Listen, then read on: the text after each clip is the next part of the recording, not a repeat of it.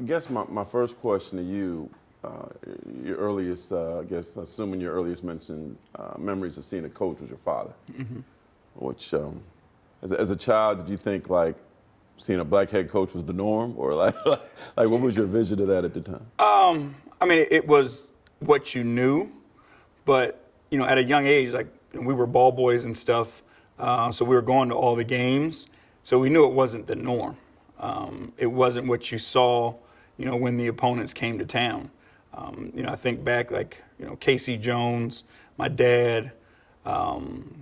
Those were the guys that I remember that really, that stood out because they didn't look like everybody else. So, and it was, from a young age, my dad would have conversations with us about his journey and his path getting to where he finally was when he became a head coach with the Supersonics. And I was like 6 years old at the time, but he was an assistant coach with the Bullets for 12 years. And at that time, they only had one assistant coach. So he was there under 3 different head coaches. And, good enough to be there and be that only assistant coach, but, in their mind, not good enough to be the head coach. And he had to go on to Seattle where Lenny Wilkins hired him to be the head coach. So we talked about his journey and, how hard and how difficult it was as a black coach in that time. And even now, to become a head coach.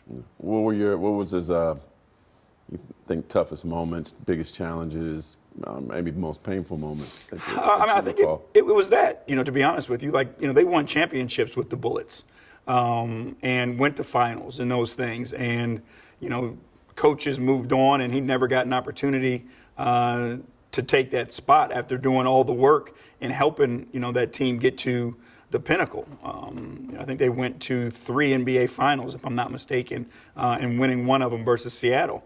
And, I think that was, in his mind, it was, the disappointment of, doing all that you can to help this team win a championship. And then when an opportunity presents himself, never getting the opportunity to fill that spot. He had to spend his summers coaching in Puerto Rico. Because he was uncertain at times of what was next for him, and he needed to make sure that he had a job to take care of our family. So I think that was, a difficult thing for him to understand and go through, and then, finally taking another black head coach who at the time went to general manager to give him an opportunity. Yeah, he also was one of the first black general managers, front office guys. What about the challenge of getting into that space, and how did that come about that you recall? So we were in Seattle at the time. He was the head coach, and he had gone through some health issues that last year. So they decided as a group that he was going to move into the front office. And I'm not sure if you remember the group, but Peter Bynum bought the Nuggets. So there was the first time that there was going to be a majority black ownership in a professional basketball team. And when Peter Bynum got the job or bought the team in Denver, he asked my dad to come and be the president and general manager there. So, he wasn't in the front office long before an opportunity presented itself, but it was another, black ownership group that brought him on board and gave him the opportunity. His reputation around the league was so good, the respect that people had for him around the league. The doors that he opened for so many different people around the league. He had those interactions with the power people, with the agents, respect from the players. So, I think the job as a front office member, not that it was easy, but it was easier because he had those relationships in that respect already. Yeah. What was it like for you to be in that space since birth, basically? It was, obviously unique. My relationships with guys that people idolized and looked up to was completely different. Like I had relationships with Magic Johnson, Michael Jordan, the who's who of the NBA, ever since I could remember. Like they'd come to town and they'd see me sitting in the locker room and they know I was in there peddling autographs. And they just, they'd be there like, oh, here goes little Bernie, and they knew what it was when I was standing there. But, it's something that, obviously, shows you a different side of the world. And it shows you a light into something that a lot of people don't get the opportunity to see. I tell the story. We had, one of the guys, Reggie Williams, played for my dad with the Nuggets. And he had a younger son, whose son was younger than I was. And we were standing in the hallway between the family room, and there was another kid there. And little Reggie asked the other kid, what channel does your daddy come on? And it was like just one of those moments where this is what we expect, like as we grow up, our dads are on TV, and that's normal, and just asking another kid, what channel does your dad come on? Whose dad wasn't into sports and those types of things, but it was like, that was our lives growing up. Yeah. What made you say, okay, I want to do this too? And when was that? It was something I always knew I wanted to do. And it was simply the fact that I never had to look for role models outside of my house. My dad, obviously, who he is, my mom was a school teacher, for 20 years. Like, those were the people that I admired the most growing up. And so it was honestly easy for me. It was the combination of teaching and loving the game of basketball. Like, that's what coaching is. So it was an easy thing for me to see. Like, I was hopeful that I would be able to play as long as I could possibly play. But I always knew that at the end of the day, I wanted to get into coaching. But when was that? As a child, after college basketball career? Or? No, it was as a child. I would go to practices with my dad. I'd sit in with on the meetings with my dad. I remember my dad teaching me, how to draw plays up. I remember having a notebook growing up that had my plays in it that, I thought would work, listening to his conversation. So it was from childhood that I always knew that I wanted to get into coaching. Yeah. Tell me about you playing in college, how that helps you now. Well, as a player overall, you get to see the game differently. You get to understand what it means to be in a locker room and what it means to be a teammate. And that's something that's second to none, that experience, and, being able to go to battle with a group of guys and try to overcome something and achieve a common goal. Like, that mindset is huge when it comes to coaching, building teams, and having the insight of what your players are going to be going through in those moments. And it's not easy to replicate. There is no real way to replicate that, besides being there and being in the moment. When one of your players is in an intense spot and he looks you in your eye, like, you need to be able to have empathy for him. And the best way to have that empathy is by drawing on your experiences, in those moments. So being a player, playing, obviously in the Pac-10 and the Big Ten, great conferences, great competition, high-level competition, great arenas and fan bases. So, being booed, being yelled at, being cheered, like all those things, they help you now as you're coaching because you're not surprised by those moments anymore. What do you remember about your first coaching job? It was with my dad in Charlotte with the Bobcats. And we had a great experience, to be honest with you. We had one of the best front office groups that I have been around. Guys that had been through the NBA, the Ed Tapscotts, Eggman, Carl Hicks, my dad.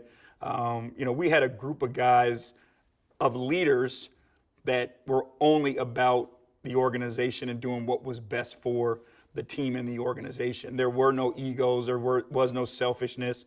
And that was my first impression of working in the NBA. Our team, followed that. Like, we had guys, we had obviously gone through the expansion draft and we had guys, a bunch of guys who wanted to prove themselves, but none of them wanted to prove themselves at the expense of the team. So that was a great first experience for me, is seeing that and understanding that and trying to replicate that everywhere I've been. Your dad had a staff at one point with some amazing African-American talent, the late Kenny Williamson, Ed Tapscott.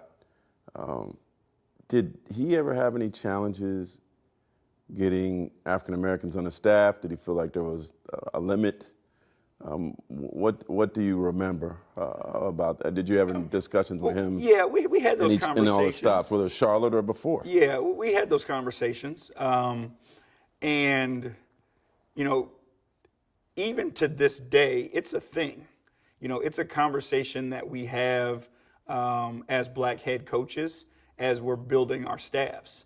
And, also, our white counterparts have these similar conversations, and there are coaches on both sides who have plans, and they determine, what they want their staffs to look like from that standpoint. So it is a pretty interesting dynamic that is, still exists. I think the younger generation of coaches has kind of moved past that and just has the idea of putting together what's best, for your individual team. Because at this point, I'm proud to say, like, being a part of the NBA and the NBA Coaches Association, like, it is an open-minded place. And, we're not done yet, but I think the NBA is the most progressive league when it comes to hiring African-American coaches and black coaches and not putting restrictions on what leadership looks like. I think this past summer was a huge summer in that, obviously. But, we don't feel as if it's necessary to explain hiring black coaches anymore. And I think that's, what you see here with us in Cleveland. But it's who's best for this situation and making sure you do your due diligence and get the best possible coaches that you can for your circumstances. You have 3 black assistant coaches, all of whom had quality resumes, experience, and everything. When you were putting that staff together, did you think about it? Was it coincidental? Like, take me to putting your just the origins of putting your coaching staff together. Honestly, it was thought out, but at the same time, it ended up being a little coincidental. I had conversations with a bunch of former head coaches, white head coaches, who had other plans and just weren't ready to come back into coaching.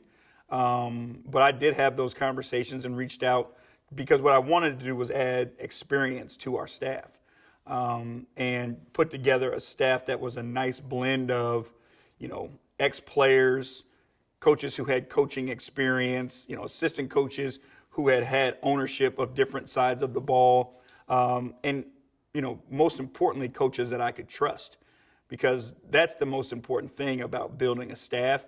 We can teach you whatever our system is, whatever we decide to run offensively or defensively, we can teach that. The most important part of a staff is the trust within a staff, because, our business can be cutthroat. There's only 30 head coaching jobs in the NBA. 80% of assistant coaches aspire to be head coaches probably. Those of the assistants who haven't been head coaches already. And, you have to be able to rest at night because you have so many other things that are going on. You have to be able to rest at night believing your assistant coaches have your back.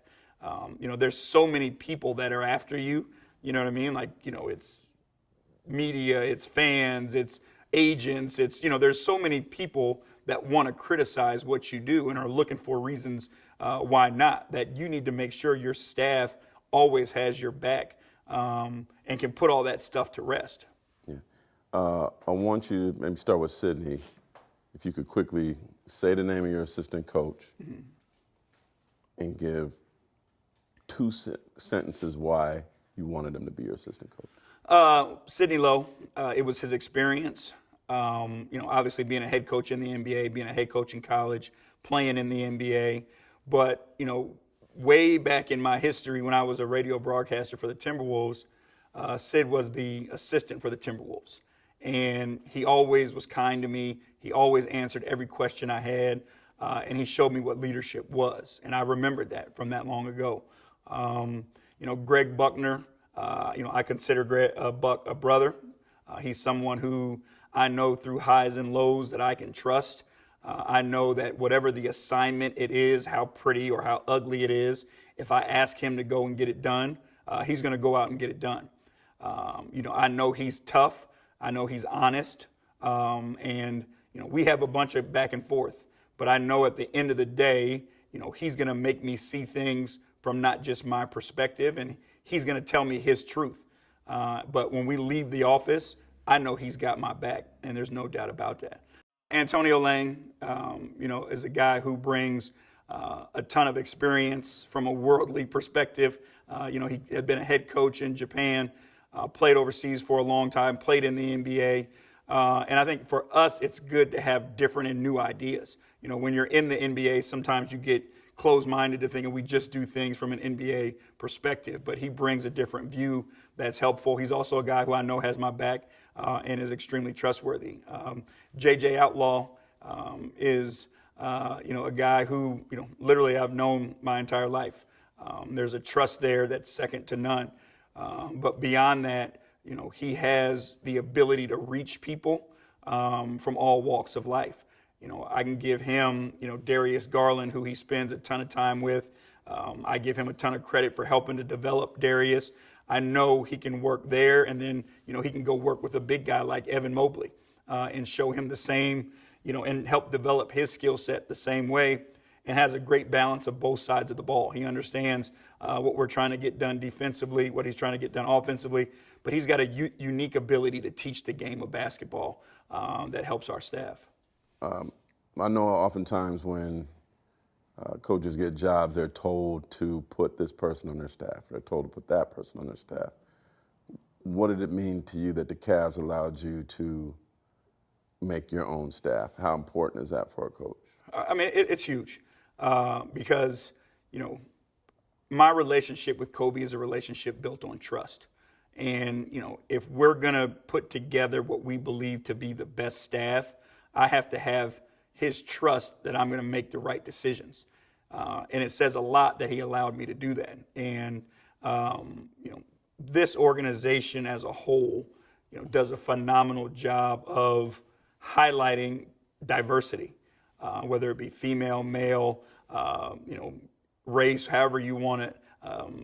This organization allows people to be successful no matter what they look like. And it gives them an opportunity to grow no matter what they look like. And I think that's reflected in our staff, that's reflected in leadership in our organization as a whole. But, I think people in some front offices take for granted how chemistry on a staff impacts chemistry in a locker room and on the floor. There's small things where alignment really matters. And if you're working with somebody that you don't see eye to eye with, the players feel that. And if that's questioned, then the credibility of your staff is questioned. So being able to put people in place and hire a staff is similar to building a team, right? You have to have the right chemistry. Marc, Yeah. that was a great answer. Oh, Yeah. That's like a great I didn't want to answer. cut you off, but we could hear that. I didn't want to cut you off because it was such a great answer. So some Maybe just take it back about 15 seconds, just about the chemistry. Yeah. I'm so sorry. No, it's all good. So the process of building a staff and what Kobe allowed us to do is build a staff that is aligned and understanding how important the alignment in your staff is and the chemistry amongst your staff is and how that trickles down to your team. Chemistry is something that analytics can't equate. There's no formula for it. But you can feel it and you can see it. And, that chemistry between your staff when I'm not on the floor or, they're working with their own positions or their own group, the players can feel that. And the chemistry from leadership trickles down to the chemistry on the court with our guys and that you see how they play and perform. Well, did you have to bring it up to the owner of the Cavs or to the general manager of the Cavs that, hey, my staff, my coaching staff just happens to be all black. I'm just making you guys aware of it, or No, it was honestly. like, is there any process or no? I mean, it was again. Is there any conversation? Yeah, I don't know how it works other places, to be honest with you, but I know here, it has never been questioned. It has never been brought up, and I go back to it. If you take a snapshot of our media guide here in Cleveland and take a look at the leadership chain, like you're going to see diversity. You're going to see, black faces. You're going to see female faces. Like, this is one of the most forward-moving and forward-thinking organizations that I see in the NBA. So has anybody made mention of it at a game? You. Me? No, I mean, other coaches, have made comments. Like what? Did about somebody say, hey, how'd you do that? it. I mean, just like, y'all got a lot of brothers over there, things like that. But it's, it's out of appreciation. And, to be honest with you, players have made mention of it. So like when you're coaching and you see, we're up on the sidelines and things like that, and players come over and have conversations with us, they see it and they recognize it. And I think they respect it because, it is different from what we typically see NBA staffs looking like. And, especially, the guys who are on the front of our bench are ex-players, they're ex-black players. And, it's not as easy as people would think in our league for players to transition into coaches. You would think that because they played the game and they have this knowledge, but getting in is still difficult. So I think they have an appreciation for that as well. Yeah, what will it mean to you to see one of your coaches get an opportunity? I mean, that's what we do. Why we do what we do is to give people opportunities. This isn't a selfish business. If you get into coaching basketball or you become a head coach of a team, you can't be selfish and be successful, right? You can't be, egotistical and be successful because it's not about us, right? Everything we do is about other people, and other people need to be successful in order for us to be successful. Our goal is to put people in positions to be successful and help them attain their goals. And that's our players, right? We want our players who want to be all-stars. We want to help them be all-stars. We want our players who want to be champions. We want to help them be champions. Defensive player of the year, rookie of the year, whatever it may be, like that's our job. And I think that gets more attention than the work we do with our staffs, but it's the same for our staffs. We want to put our guys in positions to achieve their goals. And for our assistants, being a head coach is their goal. Your father is one of the most hilarious people I've ever met in my life. Straight no chaser, Right. and he chides as well as anybody that I've ever met, right? Right. What did he first notice your staff? And I know he said something. Right. Well, yeah.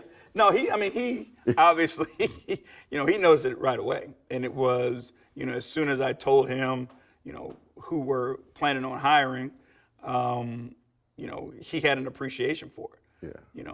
And to be honest with you, even deeper, my mom had an appreciation for it. My mom is from San Diego, California. Her parents were school teachers and educators, but were deeply involved in politics, in the Southern California area, and, a part of the civil rights movement and all those things. And, she would be, as we grew up, made us aware of, the challenges of being black in America and the things that they would have to go through in order for us to be in the position that we're in now. And, she took notice of it. And, for her, it's a sense of pride for, your son being in a position of leadership and position to hire others and give others an opportunity to reflect on our past and where we come from and be able to do that for other black men as well. About a year ago, we talked. There was a situation with another African-American coach, friend of yours, Dave Vanderpool, who was an associate head coach of Minnesota Timberwolves, was not promoted. Another coach was brought in the same day. The head coach was fired from outside the organization, a white coach. And at that time, it seemed like it was painful for the black coaching community. The numbers for head coaches, it's changed dramatically, but at that time, a year ago, the numbers weren't great. What do you think the state of black coaches was at that time? And you said some things about it to, with the platform you had to speak out about it. At that time, it was disappointing, to be honest with you. When you see a sport, in itself that's dominated by black faces, but yet were so few black faces in position of leadership. That's almost a slight to black people and the thought of where they stand and their leadership capabilities and qualifications. You can hand over your team to a black point guard and expect him to lead your team to the highest levels of success that we've seen over and over and over again. But at the same time, when it becomes the opportunity to hire, that face or someone who looks like that, as a league, we were struggling as a whole with providing those opportunities. Again, I do think that we are the best league, and I think, when Adam Silver speaks, our ownership listens, and you see what happened over this past summer. There were a ton of qualified black coaches who were hired as head coaches this year. But in my mind, it can't be something that has to be a directive, right? It has to be something that's an open opportunity for everybody. And, I'm not saying that there, aren't qualified white head coaches. Like, those coaches deserve an opportunity. But we can't go into it with half blinders on and we're only looking at a particular pool. And up until this past summer, I feel like that's what was happening a lot. How do you feel now? I feel we're making progress.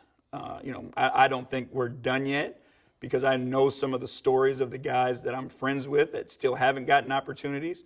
I know some of the stories of the guys who finally did get opportunities and how many, interviews and the processes we had to go through to get to the opportunities. I know, my own personal story.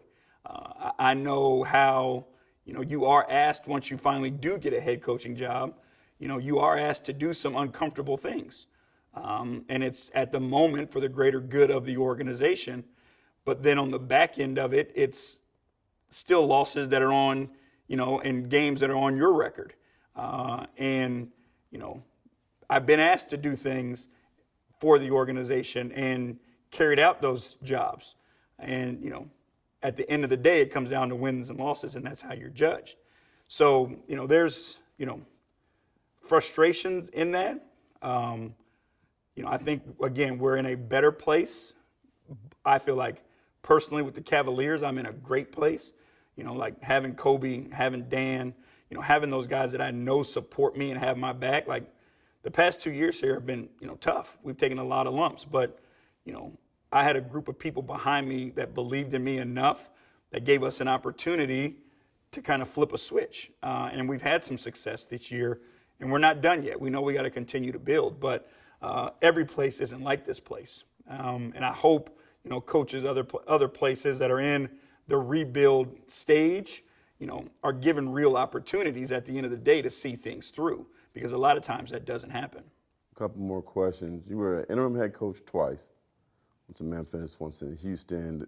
It resulted as being the head coach for a little bit, and then, but wasn't long lasting. What did you learn from those two opportunities where you got a taste of it, but not probably what you wanted? A lot, and they were, completely different circumstances. The Houston situation, was difficult in itself just because of the magnitude of the job and the caliber of team and players that we had there. But Daryl Morey always had my back, and he fought for me. Like whatever problems came up, he was there every single day trying to help me solve those problems. He and I are still close to this day and have those, continue to have conversations, and have a great relationship. And we knew at the end of that, like, it just wasn't going to be the right fit.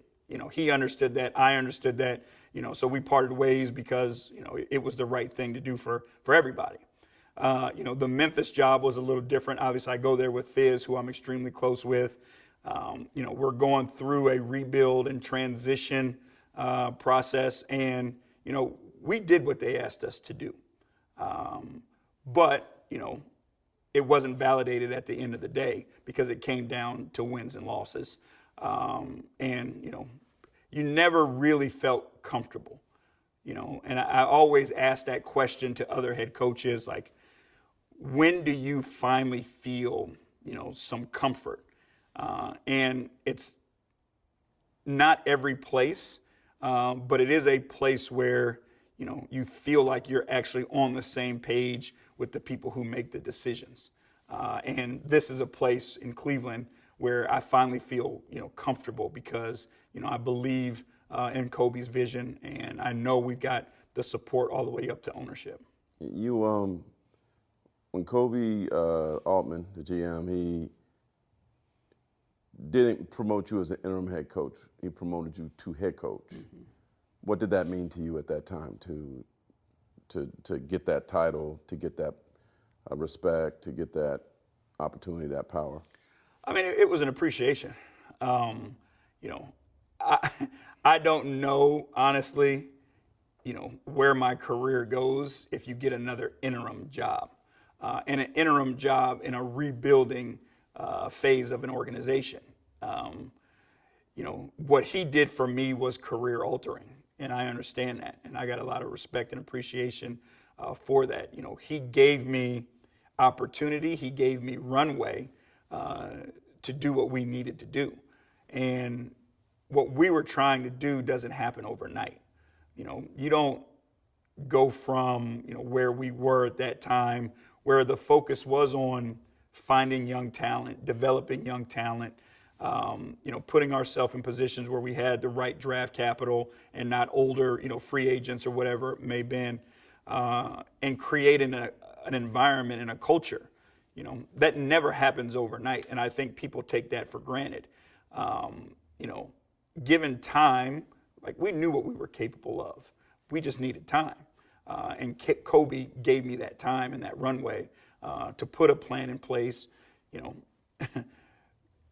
COVID be damned, but we still knew what we had to do. And even over those times, like seasons being canceled, being postponed, all those things, not being invited to the bubble, like all those things, we were able to bunker down as a group and figure out exactly how we wanted to get the job done, the type of people we wanted here. And we were able to kind of get out of the weeds, so to speak, and we've got a long way to go. We know we're not a finished product yet, but, we're on solid footing now, and we just got to keep going. What does it mean to you to be one of the few also in the league black coach GMs duos? Again, anytime you're a part of something that's that unique, you need to take, clout in it and think about it and have that perspective of the opportunity that you're given.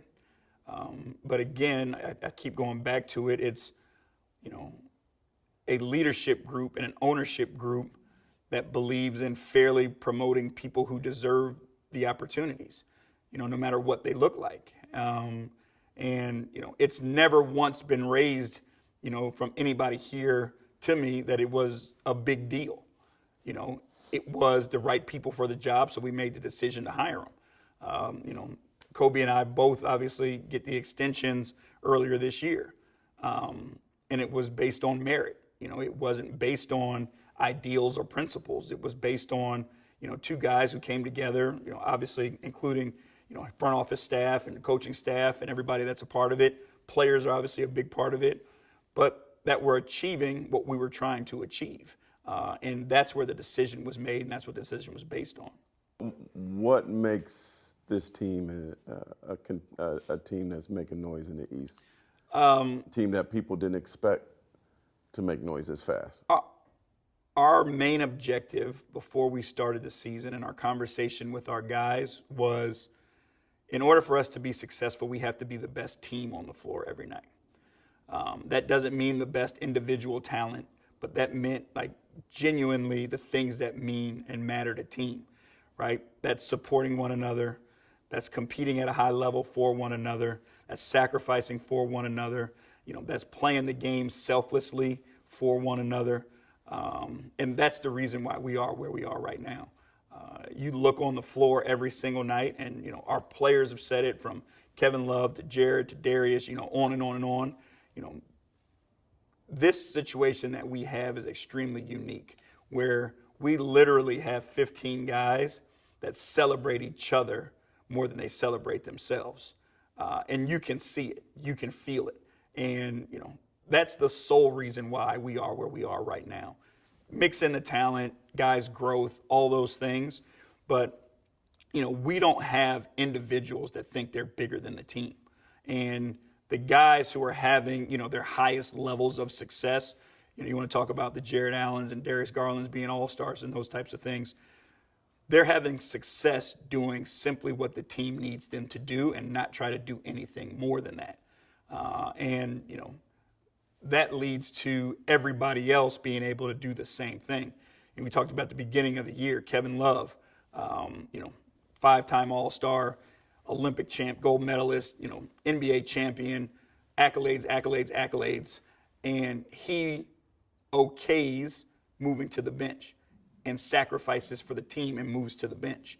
Ricky Rubio, who was here at the beginning of the year with us, starter his whole career, still an NBA starting caliber guard, moves to the bench. We have two guys like that are willing to sacrifice for the good of the team. No one else on the team can say anything, right? So there's a sacrifice that those guys made that put us in position to be where we are right now. And my last question, any young aspiring coaches or somebody that said something to you that, kind of made you add to your pride of being a black head coach, that you could tell that you're making an impact? Yeah, it's funny because it makes me feel old, but there's, we go certain places, obviously, and, we have these conversations. We spent before COVID, we spent a ton of time together as coaches, in the summer in Las Vegas, at Summer League or at Gerg's camp, and we're always together. And, I get text messages or have conversations from coaches that are saying, that they're proud of the job that we're doing and, that they admire the job that we're doing and the light that it sheds and the opportunities that in the future it's going to provide for them. One of the things that's meaningful to me, because I understand, how difficult it is I can't tell you how many players have come up to us and our staff, and guys literally embrace me and tell me they're proud of the job I'm doing. Coming from those guys and younger coaches, that means the world to me. And it just, because I've been in that spot and looked up to people, and have been grateful and thankful for the things that they've done and the sacrifices they've made, and the successes that they've had to have in order to give me this opportunity. So, those are the things that mean the most to me.